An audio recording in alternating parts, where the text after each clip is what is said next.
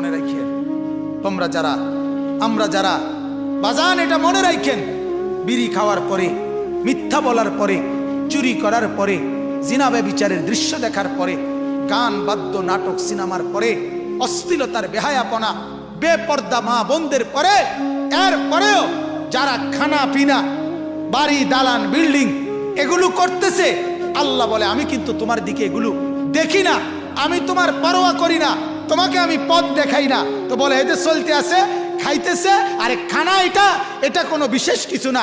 আল্লাহ বলে কুত্তার দিকে তুই চাইবিয়ে না, কুত্তাও তো খায়, তুই শুয়োরের দিকে না চাইবি, শুয়োরও তো খায়, সাপ বিচ্ছুর দিকে তুই চাইবিয়ে না, ওইও তো খায় বেটা জানোয়ার।